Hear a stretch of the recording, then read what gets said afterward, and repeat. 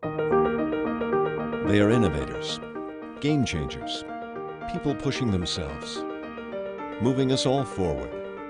They are the next scientists, musicians, poets, the next makers, dreamers, teachers, and geniuses.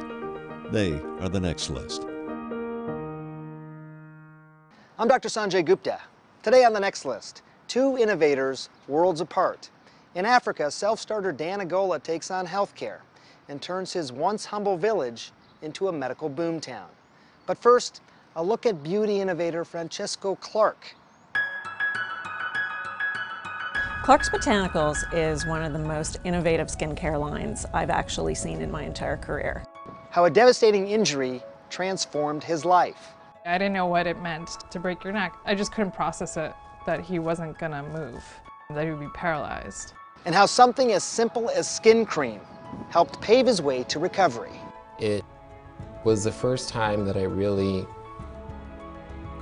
saw the power of this industry that a lot of people look at as frivolous, like beauty. It's only about the way that you look. For me, it was about the way that I felt. Rick Baldwin has his story. I was told, you will never get better. You will never move your arms. Don't even think about your legs. Don't even bother. I literally could not look in a mirror. And if I was in a room with a lot of windows or glass and I saw my reflection, I would just burst into tears because all I would see was these four wheels that I'm sitting on. I'm Francesco Clark, and I am the founder of Clark's Botanicals. You face a choice when you sustain a spinal cord injury, and you can either be proactive and, and accepting and pursue certain goals, or you can be totally passive and reliant on others and really not do anything. The day that Christopher Reeve passed away, this very kind of subtle shift in my thinking happened. And I realized I wanted to take more responsibility for what happened and for myself. And also I wanted to become an advocate for other people with disabilities. The skincare line, how did that whole idea come about? Clark's Botanicals didn't start as, it wasn't a business idea. One of the side effects of my spinal cord injury is that my skin doesn't react to hot and cold as yours does. So when it's very hot, I don't sweat. I had acne everywhere, but it was unreactive to any $500 cream, $3 cream, prescription, over-the-counter, anything you could buy or try, nothing worked. So my father, being a homeopathic doctor and a traditional doctor, I turned to him and I said, you have to help me. So they set up like a lab in the kitchen, and my brother would test these out on my sister Charlotte, see what sort of reaction she would have. Yeah, I contributed by stealing a lot of the products from him, or borrowing, I guess I should say. My sister started to use the products, and then my mom started to use the products, and they started to take vials from the kitchen when we would make them. Francesco and his father had actually investigated 78 botanical products to find the best combination for the best skincare range that they could possibly produce. And there it was. When I had a meeting with Glenda Bailey, who we used to work with at Harper's Bazaar, she said, your skin looks a lot better, what are you using? And so I had this little ugly glass vial behind my chair, and I said, I'm just using this. It's not a big deal. I'm making it in the kitchen with my dad. Not thinking anything of it, just giving it to her like a gift.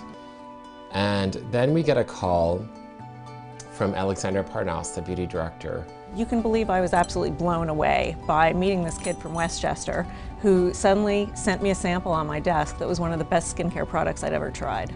In this one phone call, it went from this idea of gaining a sense of my life back and a sense of independence and a sense of self to now this is a company. We used the apple stem cells that we use in the cellular lifting serum, which you know. Which I know. And then we added microalgae to it, so it's going to actually tighten the skin. It started with the lip balm, and that became a cult hit. He has a moisturizer, he has a couple divine masks, He has his cellular lifting serum, his new cellular lifting spray, which I'm excited to try. And he's sold at Saks on Fifth Avenue, Space NK, CO Bigelow in New York. We just launched in Australia. We just launched in South Korea. We just launched in Russia and Kazakhstan. That's the fantastic thing about Francesco, is that he's really chosen a path, and it's incredibly admirable what he's managed to achieve in such a short period of time, and see how driven and motivated he is. Clark's Botanicals is really a reflection of Francesco. The brand is him, and the fact that he did it all, you know, used an injury as the catalyst. I'm incredibly proud of what he's achieved. Up next, a risky trip to China pays off. When I came out of surgery, my sister said, "Well, what are you doing?" And I said, "I think I can feel my ribs." Still ahead, entrepreneur Dan Agola engineers an economic boom in one of Kenya's poorest regions.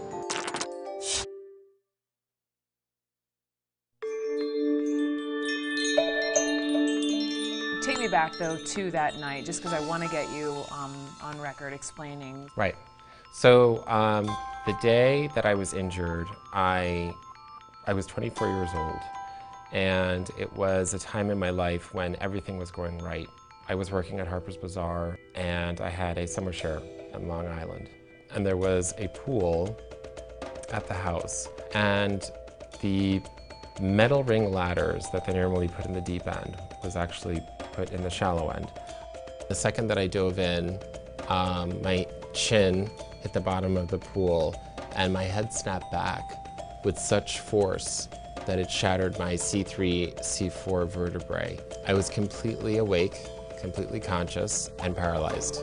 And the first thing that I thought was, you are an idiot. I just couldn't process it, that he would be paralyzed. And I also didn't realize that he almost drowned. You know, they prepare you for the absolute worst case scenario. And fortunately, Francesco's proven them wrong on a number of points. Like he'd never be able to move his arms or his wrists, and he's been able to do a lot of that. There's nothing wrong with my body except that the nerves are severed in my spinal cord.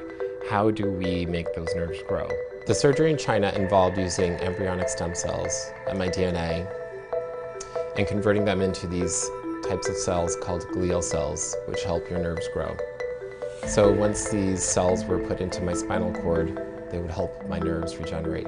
So there was a lot of waiting, a lot of nervousness. When I came out of surgery, and suddenly I started to go like this with my left hand on my ribs, my sister said, "Well, what are you doing?" And I said, "I think I can feel my ribs." The most important part of my recovery is questioning whatever was going on at the time. So watching Christopher Reeve do the treadmill study, I looked into doing the treadmill study at Kessler with Dr. Gail Forrest. The treadmill study would involve me going into a parachute harness, which is not comfortable. And then you have one physical therapist at each leg, and I would walk for about an hour, depending on how I felt. And so as I started to initiate a movement in my leg is when I started to look into this new robotic research study that was happening, this new brain study that was happening. And it just felt like this domino effect. What's the goal for you here with your work? What we're trying to do here is get people to be able to regain use as much as possible with guided therapies and priming techniques that we have with the brain stimulation of their own muscles, and that will then translate into better quality of life for these people. How far along have you come in terms of your movement? When I was first, from day one, moving my arms, so touching my nose, scratching my nose, going like this to scratching my head, I would have to think about throwing my hand to my face, and it would be very, very violent because I had no real control over those muscles. Thinking about lifting my wrist was impossible even a year ago. And now I'm starting to use a fork to feed myself. I'm clearly using and I don't shut up. It's like I'm breathing and talking and... You're talking, you're Yeah. moving, you're Yeah. gesticulating. Yeah. It's not to say that it happens very quickly and that it's progressing very quickly. I want it to speed up. You know, I'm very impatient and I do want to be more independent using my hands walking in the next 3 to 5 years. Hello? Yes, I expect him to walk again. And you know, whatever I have to do to help him achieve it, I'll do it. But if he says so, then I believe it. When you look in the mirror today, who do you see? I was thinking about that a couple of weeks ago. My nephew is 7 years old and my niece is 5. They were looking at photos from before I was injured.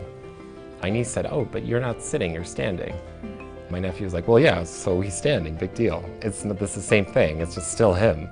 And then it kind of made me look from a different point of view and understand how life throws curveballs at everybody.